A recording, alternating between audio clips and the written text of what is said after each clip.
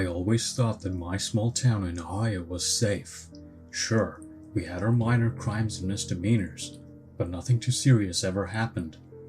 Until one night when my sense of security was shattered. I was alone in my house. My parents were out of town for the weekend. I just settled down to watch a horror movie. The sound of rain tapped against the windows, creating the perfect ambience for a scare. But as the movie approached its climax, I heard a sound that wasn't rain.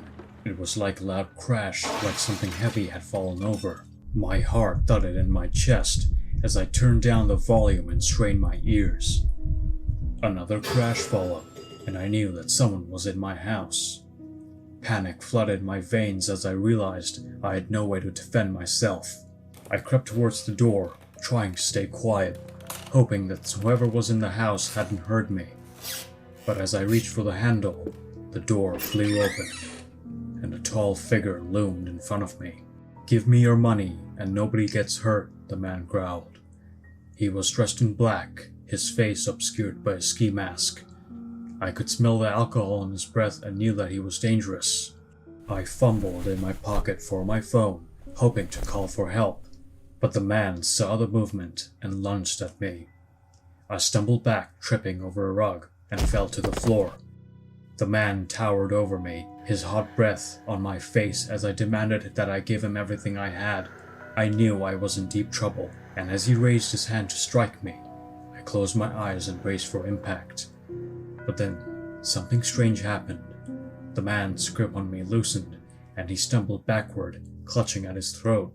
I opened my eyes to see my neighbor, who I'll call Mr. Johnson for the story, standing behind the intruder, with a baseball bat in his hand. "Get out of here," he shouted, brandishing the bat, "or I'll knock your damn head off." The intruder hesitated. His eyes darted between me and Mr. Johnson. Then, with a snarl, he turned and ran out of the house, slamming the door behind him. My legs were weak as I struggled to my feet. Tears streamed down my face. I didn't know what would have happened if Mr. Johnson hadn't arrived when he did. It wasn't until the police arrived that I found out what exactly had happened. The intruder had broken into several other houses that night, stealing whatever he could get his hands on, but he made the mistake of picking the wrong neighborhood to rob. Mr. Johnson had been watching TV when he heard the commotion in my house. He grabbed his baseball bat and ran over, ready to defend his neighbors. When he saw the intruder, he didn't hesitate. The police caught the intruder a few hours later, thanks to a neighbor who had seen him running away from my house. They found him hiding in a nearby alley, still wearing his ski mask. It's been a few weeks since the break-in, and I still have nightmares about that night. But I'm grateful to Mr. Johnson for his heroism and to the police for catching the intruder. I now know that my small town isn't as safe as I once thought, but I also know that there are good people out there who will step up to protect others when they're needed the most.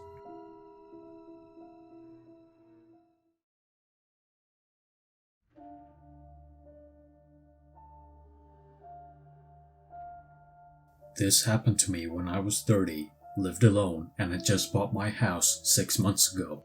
I sat in my car in the driveway, staring up at my big, empty house. It was just after dark, and I just finished a long day at work. As I turned off the ignition and got out, and made my way toward the entrance, I heard a faint noise coming from inside the house.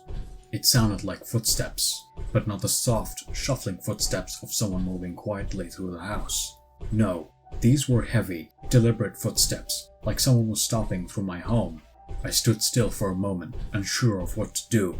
Perhaps it was just my imagination, or maybe there was a logical explanation. But as the footsteps grew louder and more insistent, I knew that something was wrong. So I grabbed my phone and dialed 911. My heart raced as I explained the situation to the operator. As I waited for the police to arrive, I heard more noises coming from inside the house. It sounded like someone was banging on the walls, and I could hear the sound of objects being knocked over and shattered. I felt like I was going to be sick as I listened to the chaos unfolding in my own home. Finally, I saw the flashing lights of the police car as it pulled into my driveway. 2 officers got out of the car and approached me, their hands resting on their holsters. I explained the situation to them, and they drew their guns as they cautiously entered the house. I watched from my living room as they swept through each room, their flashlights cutting through the darkness. I heard the sound of scuffling, but I couldn't see what exactly was going on. As I was standing frozen in the living room, trying to make sense of the inexplicable noises coming from all around, I suddenly heard another sound. It was coming from the basement. The same basement that had always given me the creeps since I moved into the home. My heart pounded in my chest as I made my way down the stairs. I reached the bottom and flicked on the light switch, but nothing happened. I reached for my phone and used its flashlight to illuminate the area, and that's when I saw him. A man was standing in the corner of the basement, wearing tattered clothes and a crazed look in his eyes. My heart stopped as I realized that this wasn't just a simple break-in. This man had been living in my home undetected for who knows how long. I turned and ran up the stairs, my mind racing with fear and confusion. I shouted for the officers to come down and go to the basement as I explained what I just saw.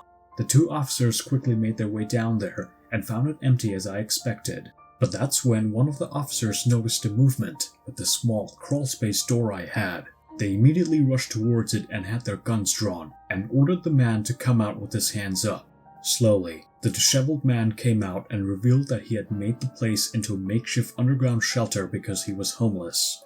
The officers found all sorts of trash from there, from food containers, plastic bags filled with filth, and the tools which he had used to break in. The man was taken into custody, and the police told me that he was identified as a known criminal with a history of violence and mental illness. He had somehow managed to break into my house and hide in the basement without being detected. This sent shivers down my spine, and I knew I could never feel safe in that house again.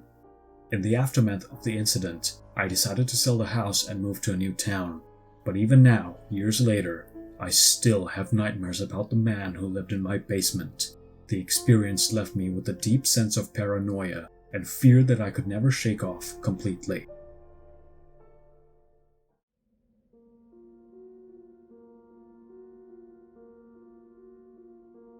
I am a young man living alone in a small apartment in Jacksonville, Florida. I moved here after finishing college to start a new job and build a new life. I have always been cautious and aware of my surroundings, but nothing could have prepared me for what happened last night. It was around midnight when I first heard the noise. At first, I thought it was just the wind, but then I heard it again. It was the sound of someone trying to open my front door. I froze in terror as I realized that someone was trying to break in. I quickly turned off all the lights and went to my bedroom, hoping to stay hidden until the intruder left. But as I was hiding, I realized that I had left my phone in the living room. I knew I had to get it without being seen, so I slowly crept toward the living room, trying to make as little noise as possible.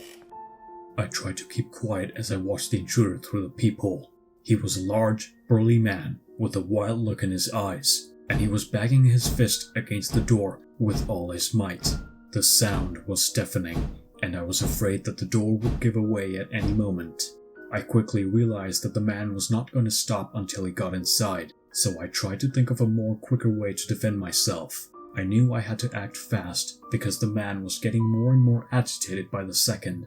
I looked around the room, searching for anything I could use as a weapon, but I couldn't find anything. As I reached for my phone to call the police, the intruder burst into the room. He was tall, muscular, and had a crazed look in his eyes. I froze in fear because he was carrying a crowbar, and he looked like he was ready to use it. I could see the rage in his eyes, and I knew that I was in real danger. He started running towards me, and I tried to run to my bedroom, but he was too fast. He lunged at me, swinging the crowbar with all his might. I barely managed to dodge it, and I stumbled backward, falling to the ground. He came at me again, and I rolled out of the way just in time. I scrambled to my feet and looked for an escape route, but the man was blocking the only exit. I was trapped. I could hear him laughing like a maniac as he advanced towards me, and I knew that I had to do something fast. In a moment of desperation, I lunged at him, hoping to knock him off balance. But he was too strong, and he caught me by the shoulders, pushing me back against the wall. I could feel his hot breath on my face, and I knew I was in serious trouble. Just then, I heard the sound of sirens outside. The police had arrived, and the intruder hesitated for a moment, and that was all the time I needed. I managed to break free from his grasp, and I ran towards the bedroom door, slamming it shut behind me. I leaned against the door, panting and sweating, as I heard the sounds of a struggle coming from the other side. After what felt like an eternity, I heard the sound of footsteps in the hallway.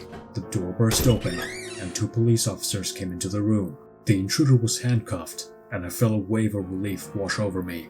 As the police led the man away, I sat on the floor trying to calm down. It was a terrifying experience, one that I would never forget, but I was grateful to be alive, and I knew that I had learned an important lesson. I would never take my safety for granted ever again.